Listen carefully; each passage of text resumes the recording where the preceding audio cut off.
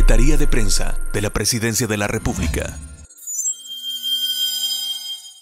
Mire, primero que nada, creo que algo de lo más importante es que ya tenemos una infraestructura existente, pero una infraestructura que no toda tenía la misma capacidad para poderle resolver las problemáticas de salud a la población. Entonces, ¿cuáles son los criterios que hemos utilizado? Bueno, los criterios son unificar la oferta de servicios en los diferentes hospitales, en los diferentes centros, dependiendo del nivel de atención de estos y garantizando que de esta manera pueda descongestionarse aquellos hospitales que tradicionalmente por años fueron conocidos como los hospitales que eran los que resolvían la problemática. Por ejemplo, el caso de que todo lo que tenía relación a algo complejo terminaba siendo resuelto en el Hospital Rosales. Entonces, ¿cuál es la mística de lo que se ha buscado? Bueno, hacer que el sistema de salud funcione en todos sus diferentes sitios de establecimientos de salud dependiendo de los niveles de complejidad. No todos los hospitales tienen los mismos niveles de complejidad, entonces es importante entenderlo porque dependiendo del nivel de complejidad, así también es la función o los servicios que éste puede prestar. En ese sentido hemos visto cómo ha habido una marcada revitalización de aspectos tan importantes que son la necesidad más pura y inminente de la salud, que tiene que ver con los procedimientos quirúrgicos, que tiene que ver con los procedimientos diagnósticos, que tiene que ver con las pruebas funcionales, que tiene que ver con los análisis sanguíneos y una serie de complementos que tiene un sistema de salud para poder llevar a un diagnóstico claro y por supuesto de este diagnóstico claro y certero tener pues evidentemente una intervención ya realizada, ya sea medicamentos, ya sea intervención quirúrgica, ya sea seguimiento, rehabilitación, etcétera, etcétera, etcétera. Entonces, es muy importante el entender que ahora con este incremento de las capacidades de los hospitales, comenzamos a descongestionarle en la región a la población. Y claro ejemplo de esto es este nuevo centro quirúrgico endoscópico, que es totalmente nuevo en el Hospital Saldaña, no es una remodelación, es totalmente nuevo. Que no lo tenía antes este hospital. Este hospital lo tenía con unas condiciones extremadamente paupérrimas. Eran básicamente 2 o 3 salas, los cuales pues no tenían las condiciones necesarias. Era un centro quirúrgico pequeñito, un centro quirúrgico que no tenía las condiciones. Y le voy a explicar, esto viene desde la historia. El Hospital Saldaña se aperturó en 1906. Comienza a funcionar como un sanatorio para aquellas personas que tenían enfermedades pulmonares. Sí, y todos sabíamos que el Saldaña era el hospital de los pacientes que tenían afectaciones pulmonares, específicamente tuberculosis. Sí. Luego de esto, en 1936, el doctor Saldaña básicamente inicia con una pequeña área de curación y de intervenciones para procedimientos de estos pacientes que tenían enfermedades pulmonares, específicamente tuberculosis, pero no funcionaba para otra razón más que para los pacientes con afectación de tuberculosis. Hasta 1995 se implementa o se incorpora la cirugía general en el hospital y esto ya implementó otro tipo de procedimientos, no solo procedimientos a pacientes respiratorios, sino que el día a día, la apendicitis, la vesícula, la hernia y todo eso. Pero desde 1995 nunca se había hecho ninguna intervención en ese quirófano. Ese quirófano que databa desde 1936 y que no tenía pues las condiciones para cumplir con las normativas o los estándares que actualmente existen a nivel internacional, y es por eso que se decide el implementar la creación de un nuevo centro quirúrgico endoscópico con todas las normativas. Recordémonos algo importante: el Hospital Saldaña es uno de los hospitales que tiene mayor capacidad de resolución porque cuenta con unidades de cuidados intensivos, cuenta con estudios avanzados de laboratorio. Fue uno de los hospitales que se fortaleció en el inicio de la pandemia. Sí. Esto le permite ahora contar con herramientas, con capacidades. Obviamente, como todos los hospitales, también tienen ciertos parámetros importantes a considerar. El caso del Hospital Saldaña, uno de los parámetros clave es el terreno. Es un hospital que está dentro de un área geográfica compleja para el manejo, pero que definitivamente con el pasar de los días se ha venido mejorando para poderle ofrecer a toda la gente de esa región una resolución. O sea, ya no solo es un hospital que evalúa y refiere, ahora es un hospital que evalúa, diagnostica, resuelve, atiende y le da seguimiento a los pacientes, lo cual hace que esto nos permita tener mayor practicidad. En ese sentido, el centro quirúrgico nuevo, que tiene una inversión de 4.5 millones de dólares, cuenta con 4 salas de operaciones completamente equipadas. Estas salas de operaciones cuentan con todas sus líneas vitales, su climatización centralizada, su aire medicinal, su oxígeno medicinal, su vacío totalmente incorporado a las salas de operaciones con las medidas correspondientes a una sala de operaciones, pero en paralelo máquinas de anestesia totalmente nuevas, lámparas cielíticas, mesas quirúrgicas tanto para cirugía general como para cirugía de ortopedia, procedimientos complejos porque este hospital realiza procedimientos neuroquirúrgicos. Esto permite que tengamos en paralelo un craniótomo eléctrico, que tengamos en paralelo la caja de pinzas para cirugía de cráneo, para cirugía de columna lumbar. A esto se le suma también equipamiento de mínima invasión, 4 torres de videolaparoscopía de última generación de resolución 4K. También se incorpora la implementación de un brazo en C que permite hacer la fluoroscopía para los traumatismos y para las cirugías correctivas de ortopedia, la aplicación de material de osteosíntesis, clavos bloqueados y todo el procedimiento que realiza ortopedia, además de procedimientos que pueden realizarse por neurocirugía que requieren el brazo en C. Este tipo de equipos son complejos, por ejemplo un brazo en C de una fluoroscopía de este tipo anda rondando los $175,000, pero son muy resolutivos. Este centro quirúrgico tiene todas las condiciones para que tenga un flujo importante, más de 300 cirugías que se van a realizar mensualmente, tiene su propia sala de espera para que los familiares de los pacientes puedan esperar tranquilamente a su familiar, y en paralelo pues tenemos todo lo que conlleva el funcionamiento, una máquina de rayos X portátil, el tener un equipo de ultrasonido, el tener incluso ecocardiografía transesofágica, que son procedimientos que ya son bastante avanzados. Entonces realmente esto nos permite el que en ese hospital se pueda dinamizar bastante la atención de salud y sobre todo se puedan resolver. Existe bastante solicitud por parte de la población que llegue a ese hospital sobre los quirófanos y es razonable. Hemos venido un proceso de construcción de todo este centro quirúrgico, lo cual antes de esto evidentemente estaba funcionando con el centro quirúrgico viejito, que no era un centro. Ya exacto. muy deteriorado. Equipos que hasta cierto punto pues ya no eran con las capacidades, pero sobre todo quizás en la infraestructura muy antigua que hacía que pues no hubiera ese flujo adecuado. Hoy no solo tenemos más quirófanos, porque tiene más salas de quirófanos, sino que todo está diseñado para que exista un flujo continuo de pacientes. Entonces eso facilita todo. Ejemplo, el anterior quirófano o la anterior sala era una sola puerta de entrada.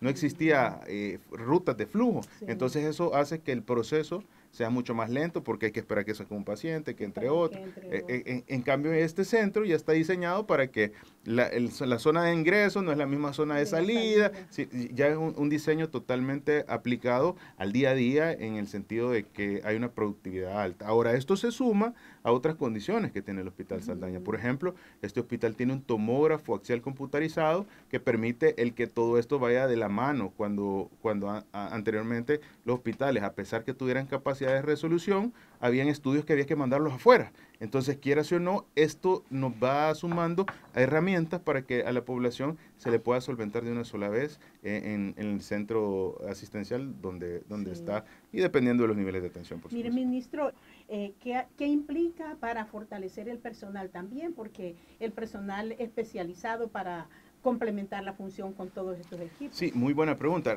Definitivamente algo de lo que ha sido también de mucho análisis en el sistema de salud, yo creo que la población debería de hacer memoria sobre este tema es, bueno, ¿y por qué por años no se formaron especialistas? ¿Por qué hubo tanta restricción en los especialistas? Porque al final usted puede tener un equipamiento, usted puede tener la tecnología, usted puede tener los hospitales más completos, pero si no tiene el médico especializado, entonces es curioso. Ahora, el análisis viene todavía aún más complejo. ¿Por qué no habían ni las condiciones, ni los hospitales, ni los equipos, ni el recurso? Entonces no había básicamente nada. Y en ese sentido, hay cosas que uno puede ir solucionando más prácticamente que otras. Por ejemplo, usted puede adquirir un equipo, tiene un proceso, un equipo complejo de diagnóstico y radiológico puede tardar 6 meses en poder fabricar, llegar. Pues vienen equipos de Alemania, de otros países, pero 6 meses. Pero en cambio, un recurso humano, por ejemplo, el radiólogo que utilice el equipo de radiología que se tarda 6 meses, se necesita formar al menos entre 4 o 5 años. Entonces, esto va generando hasta cierto punto que hay que considerar en paralelo a la infraestructura el recurso humano. Y es por eso que se incrementó la inversión en especialidades de $4 millones que se tenía a $24 millones, lo cual nos permitió duplicar el número de especialidades que se formaban en el país.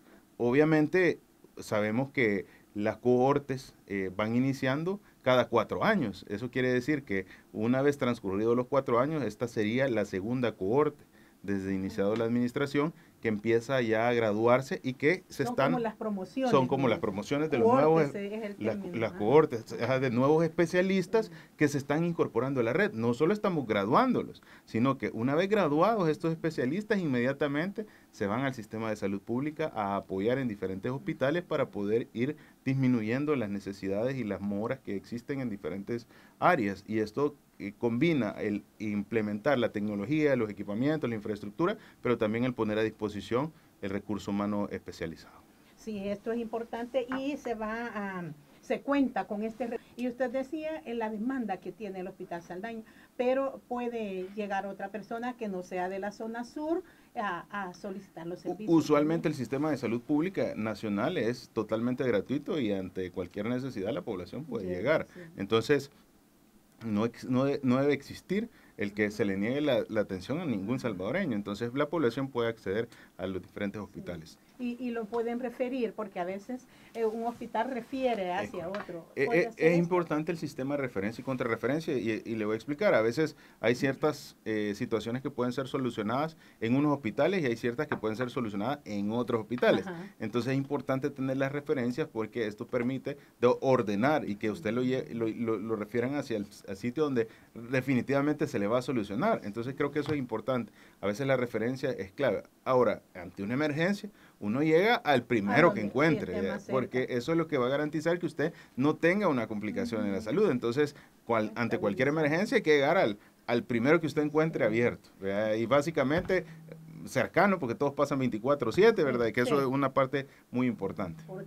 Y 4 puntos propios, el ministerio sigue recibiendo cooperación, porque lo hemos visto también en simposios internacionales donde se ha hablado esto de la cooperación en materia de salud. Mire, todos son fondos propios, lo que cambian en las fuentes de financiamiento es que hay unos fondos que son de fondo del presupuesto de la nación, ajá, del presupuesto general en la cartera de salud, y hay otras que son relacionadas a financiamientos internacionales, que siguen siendo fondos propios, porque son fondos propios. Entonces, eso es bien importante tenerlo en consideración. Lo que cambian son las fuentes de financiamiento, pero parte de todo esto es lo que se está realizando. Yo creo que es clave analizar esto.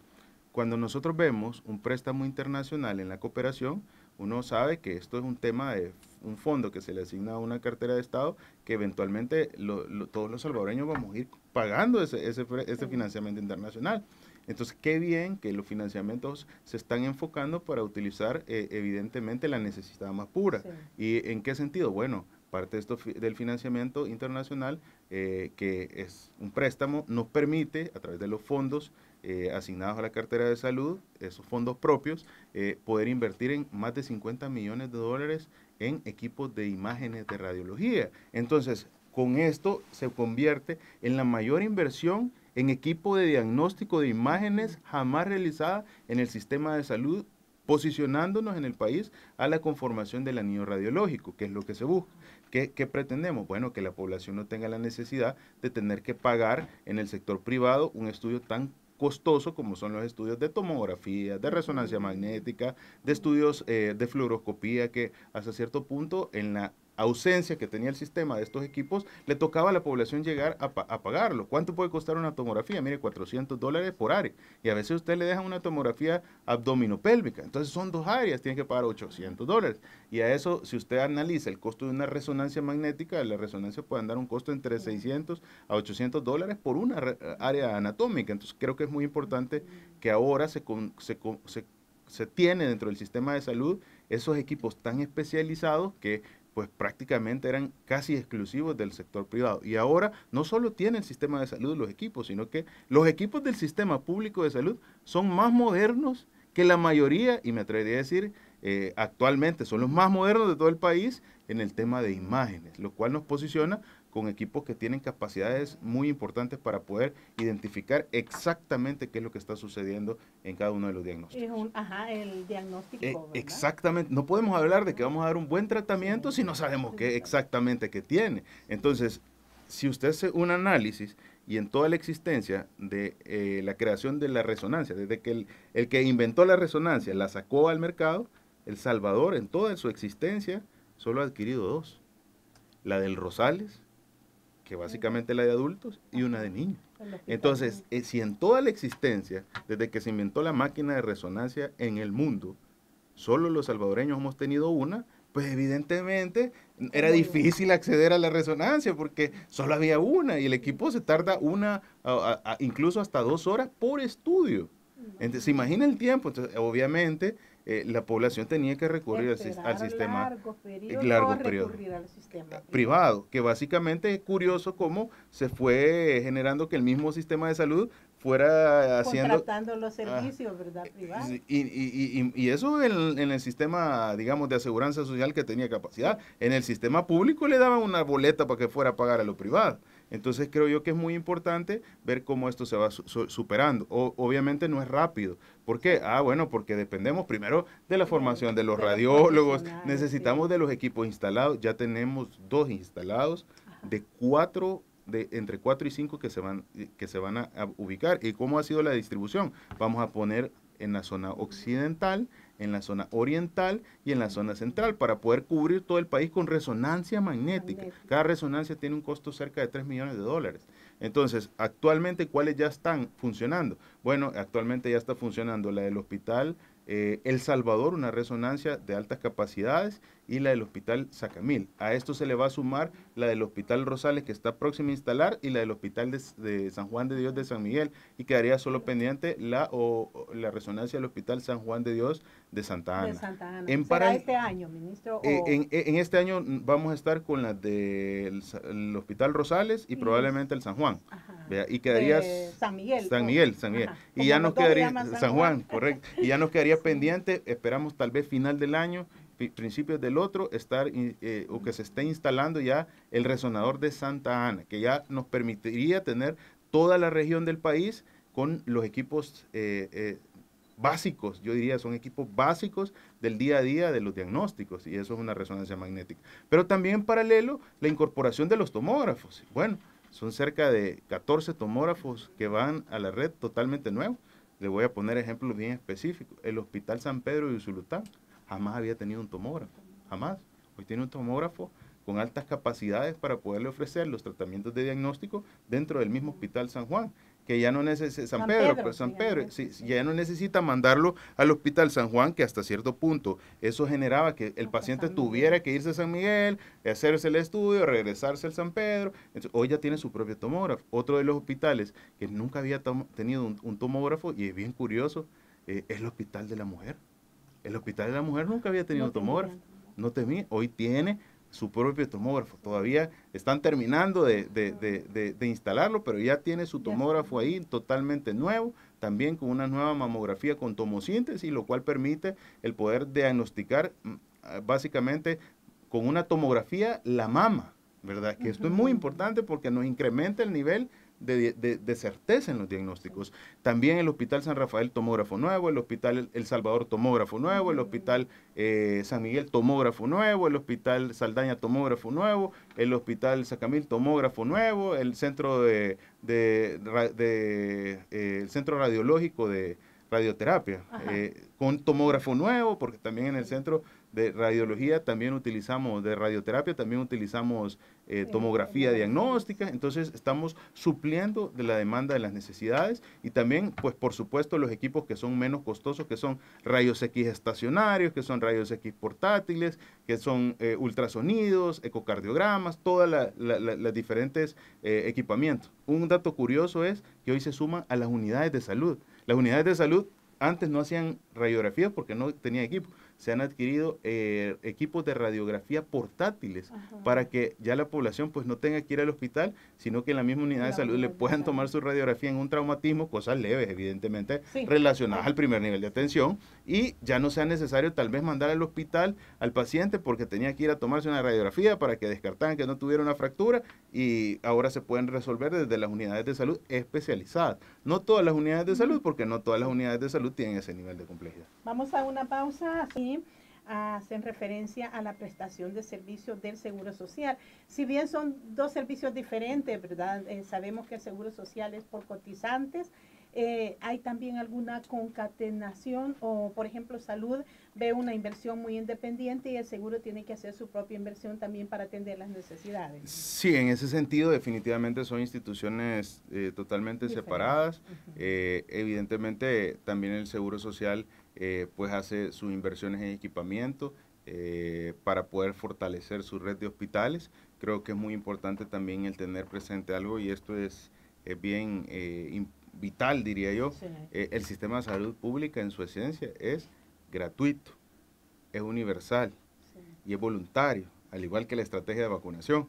¿Y por qué lo digo? Porque la población, tanto cotizante como no cotizante, puede usar el sistema de salud Ajá. público. Entonces, Y ocurre, ¿verdad? y sucede. Entonces, eso es muy Sí. importante porque al final un bien tan importante como es la salud pública de un país no puede verse obstaculizada bajo ninguna circunstancia, porque en ninguna geografía del mundo debería existir que un paciente tenga que verse en una situación de no poder acceder a recibir atención médica. Ahora, evidentemente, un sistema de salud también, así como es de vital, también es complejo en todo sentido, porque no esperamos un sistema de salud que sea económico, no vamos a encontrar un sistema de salud que sea costo rentable, no vamos porque todos los sistemas de salud son una parte del funcionamiento de un país que representa inversión y para seguir inversión. Entonces es muy importante el considerarlo porque todo esto al final le da el valor a lo más elemental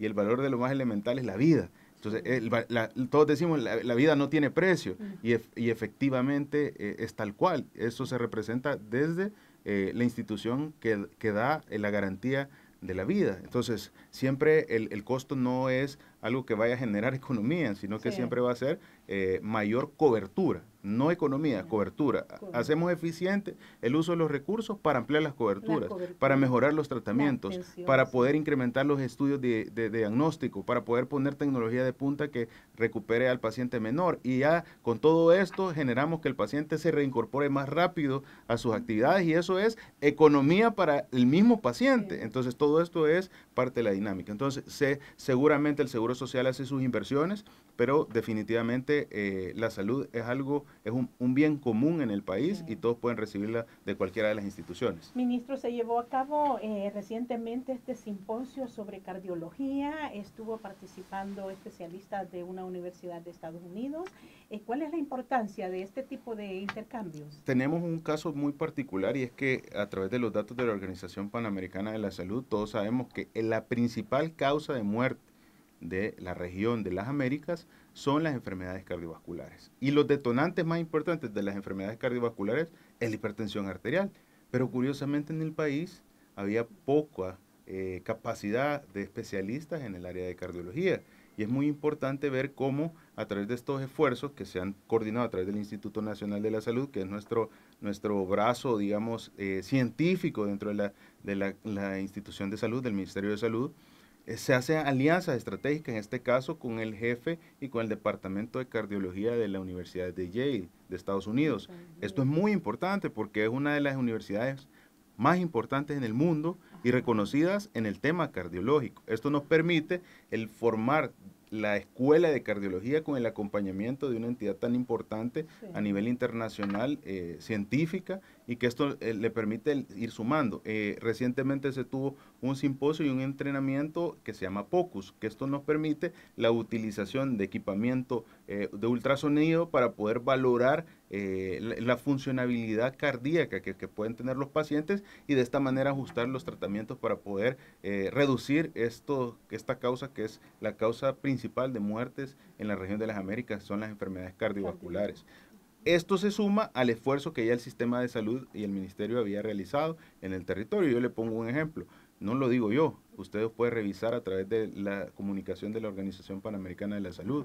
Hay una estrategia trazadora de la Organización Panamericana que ha implicado el control de la hipertensión arterial. Esta estrategia se llama estrategia HEARTS. ¿Qué es lo que hace? A través de un consolidado de elementos, ponen a disposición a los países para que se tomen medidas que reduzcan los indicadores relacionados a mortalidad cardiovascular y afectaciones por hipertensión arterial. El Salvador actualmente es el país que tiene la mejor calificación en la estrategia HARTS de todos los países que conforman la OPS, que son 33 miembros. Curiosamente, la estrategia inició en el 2015, ¿vea? Y El Salvador se incorporó hasta el 2021. Y no solo nos incorporamos recientemente, sino que le ganamos a todos los países en la incorporación por elementos claves que estaban desde el 2015. Y alguien dirá, ¿y cómo lo logramos?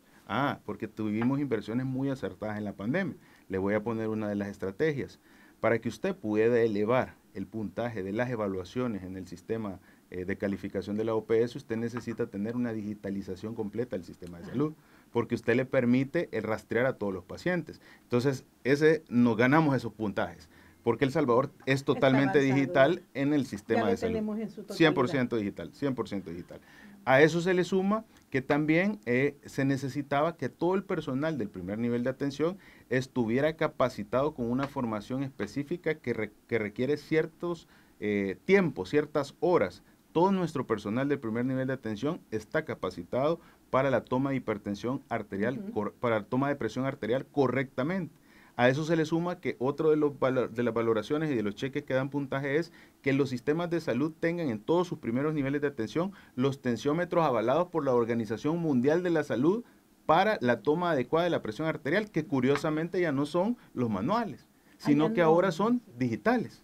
Entonces, cuando un paciente está en la clínica para ver el tema de su hipertensión arterial, ya le ponen un tensiómetro que es digital y que tiene certificación de parte de la Organización Mundial de la Salud.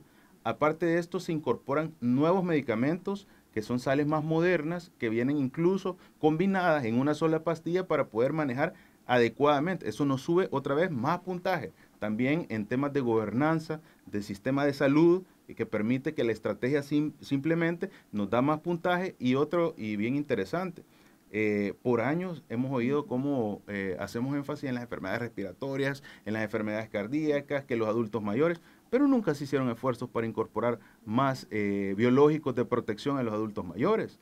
Pues en esta administración del presidente no solo se ha dado la cobertura de los biológicos, sino que se ha incrementado el aporte al esquema de vacunación. ¿Cuánto se gastaba en las vacunas antes? 10 millones de dólares. ¿Cuánto se gasta hoy en las vacunas? 35 millones de dólares. No solo estamos gastando una cantidad importante o estamos invirtiendo una cantidad importante en el tema de la vacuna, sino que se está cumpliendo lo que siempre se debió cumplir en la vacunación y nunca se hizo, que pasaron años sin tener estos complementos. Y en estas vacunas se incorporan nuevos biológicos, como es la vacuna del neumococo de 23 valencias, que protege al adulto mayor o a las personas arriba de 60 años, que nos permiten protegerlos contra enfermedades tanto pulmonares como cardíacas. Nos da puntaje en la evaluación de la estrategia HARTS. Al final, esto nos posicionó como uno de los países con la estrategia más madura de control de hipertensión arterial. Si vemos, por ambos lados estamos haciendo sinergia para poder alcanzar un mejor manejo para todos los pacientes que tienen afectación cardíaca. Y en este esquema de vacunación, ministro, se ha ido actualizando también la vacuna del COVID. Nos quedamos ya con tres dosis, algunos otros con 4. Escuché que estaban diciendo que había una nueva vacuna, no sé si era bivalente que usted mencionó. Sí, la vacuna del COVID va a sufrir todas las modificaciones como ha sufrido la de la influenza. Si se da cuenta, cada año se hace una vacuna de la influenza para el siguiente año. Entonces, igual, cada día la cepa de COVID va cambiando. Entonces, actualmente tenemos la vacuna con la partícula bivalente que permite proteger contra las cepas de Omicron. Entonces, esta nos permite, porque actualmente la mayoría de las variantes surgió de modificaciones de Omicron. Entonces, esto nos permite que con esa vacuna le demos cobertura. ¿Hay necesidad de ponerse más vacunas? Mira, no es necesario. Lo que uno se enfoca es en proteger a los grupos vulnerables, que son los adultos mayores, las personas que tienen enfermedades crónico-degenerativas. ¿Por qué? Porque la enfermedad ya se volvió una enfermedad endémica. ¿Vea? Todos pueden decidir ponerse o no la de la vacuna de la influenza, ¿vea? Pero no quiere decir que porque no se la puso va a tener una complicación. Va a estar más protegido. Exactamente la misma dinámica aplica con el tema de COVID-19, porque ya es una enfermedad respiratoria del día a día en nuestro país. Sí, ministro, hoy que hablaba de cómo hacía esta explicación usted de cómo se degenera la hipertensión, cómo está la adherencia al tratamiento de la hipertensión. A veces los pacientes no nos compenetramos de esto. Muy importante, porque una de las características es que la enfermedad es silente, no da síntomas. Sí. Uno no siente, de vez en cuando tal vez un medio malestar, un dolorcito de cabeza, algo bien mínimo, pero es una enfermedad silenciosa. Entonces, definitivamente, al ser así, uno le presta poco interés y a veces, primero, no se identifica. O segundo, ya identificada, no se cumple con el tratamiento. Entonces la estrategia HEARTS está enfocada a eso, está enfocada a generar las condiciones a través de una detección temprana, alcanzar los mayores niveles de detección, o sea, alcanzar hasta más del 90% de detección de los pacientes que son hipertensos dentro de un territorio, está enfocada a darle un tratamiento oportuno y también a que este tratamiento sea un tratamiento óptimo. ¿Qué quiere decir? A veces damos medicamentos para la presión y no le baja la presión del 100%, le baja un poquito, pero sigue estando hipertenso. Entonces, no solo ya lo diagnosticamos, ya le dimos tratamiento, sino que el tratamiento no es el idóneo, porque no le bajó el nivel de presión arterial que debería de tener. Entonces, ¿qué es lo que se está buscando? A través de implementar medicamentos que van combinados en una sola pastilla, el paciente se toma una pastilla, nosotros nos damos tranquilidad porque solo nos tomamos una pastilla, pero realmente adentro de esa pastilla van dos componentes que logra controlar la presión en su nivel, y esto nos garantiza que el tratamiento está siendo eficiente, porque ¿de qué sirve tomar pastilla de la presión si la presión no le baja? Sí. Entonces es muy importante. Todas estas estrategias van dentro de lo que se llama HEARTS, y esto nos permite que cada día podamos controlar mejor la hipertensión arterial. ¿Vamos a ver resultados a corto plazo? Mire, vamos a ver resultados a corto, a mediano, pero sobre todo a largo plazo, porque todos estos pacientes que ahora tienen su hipertensión controlada no van a desarrollar insuficiencia cardíaca, no van a desarrollar cardiopatías relacionadas a obstrucciones o relacionadas a problemas de infartos de miocardio. Entonces creo que es muy importante todos los esfuerzos, porque en salud a veces las decisiones que se toman en un momento tal vez no se visualizan inmediatamente, pero tienen un gran impacto a moderado y a largo tiempo. Ejemplo de esto, la vacuna del VPH. Usted pone la vacuna del VPH 9, 10 y 11 años, pero usted sabe que el virus del papiloma humano es la principal causa de desencadenarle a usted cáncer cervicuterino. Entonces, si nosotros protegemos a la población general a través del biológico del virus del papiloma humano, usted evita que se adquiera la enfermedad y usted está garantizando que en 50 años, 40, 50 años, usted ve una disminución marcada de las pacientes que tienen cáncer de cervix, porque sabe que ahora el cáncer cervicuterino puede erradicarse.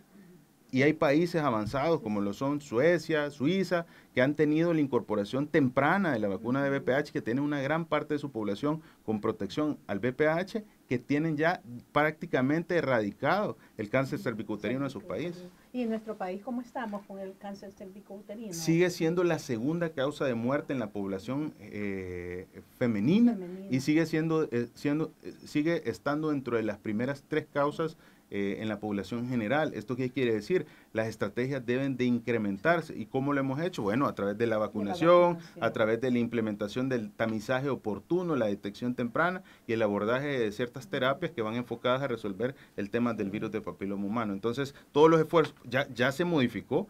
Antes el cáncer cervicuterino era la principal causa de muerte, pues, y esto ya va disminuyendo. Hoy tenemos otras enfermedades como es el cáncer gástrico, que actualmente es la principal causa de muerte por cáncer en el país, el cáncer de estómago. Gástrico.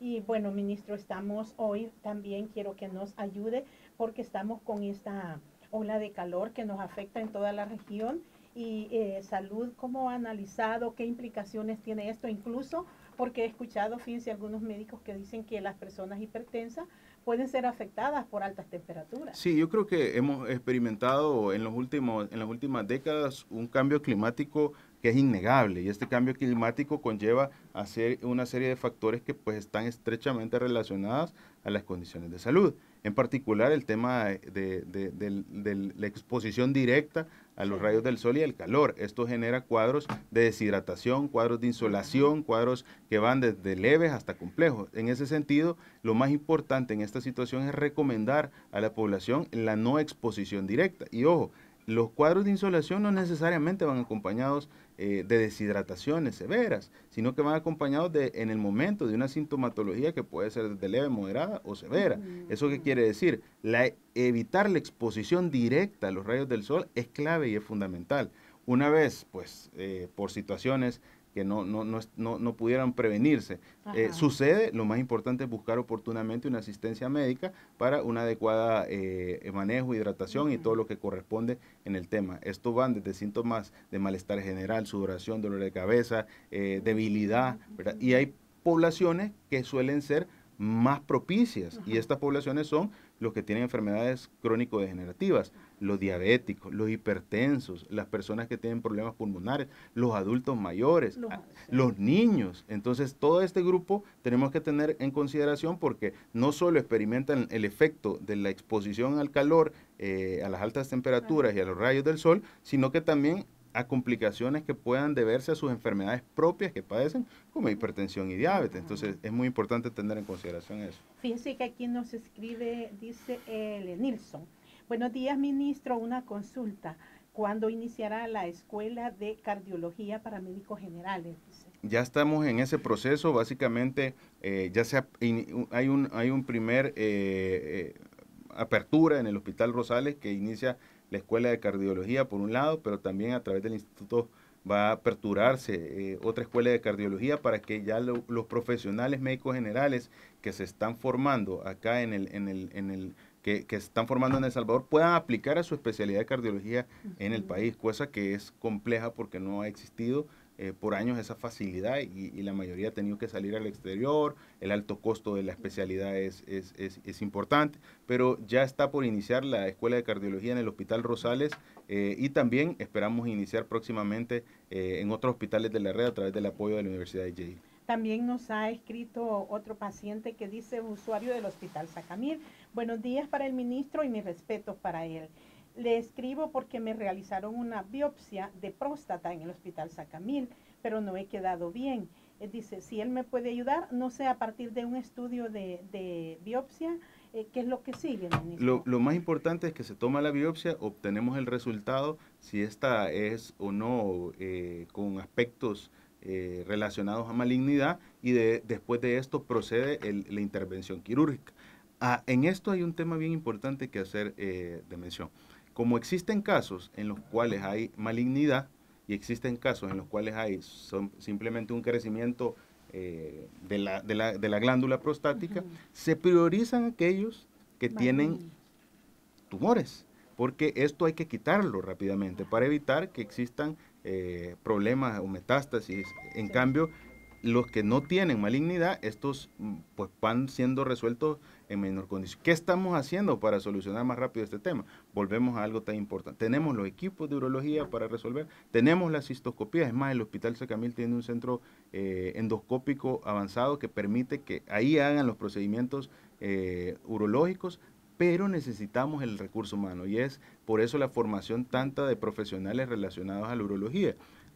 Si él nos puede brindar los contactos para poder tener con profundidad la información, para poderle apoyar. Sin embargo, es una de las partes que estamos tratando de solucionar con la inyección de más recurso humano especializado en urología, para que esto nos permita el acelerar esas listas que tenemos en urología, que definitivamente sabemos son listas que tienen pues mayor tiempo del usual en las otras especialidades por un recurso tan especializado. Y nos escribieron desde Corinto, en Morazán, dicen que muy pendientes de el equipamiento para el hospital de San Miguel, porque es el hospital que atiende a parte de la zona oriental. Se nos terminó el tiempo, ministro. Gracias por habernos acompañado. Un placer siempre estar en la calle y sobre todo el poder conversar en punto de vista y poderle llevar a toda la población salvadoreña la información acerca del sistema de salud.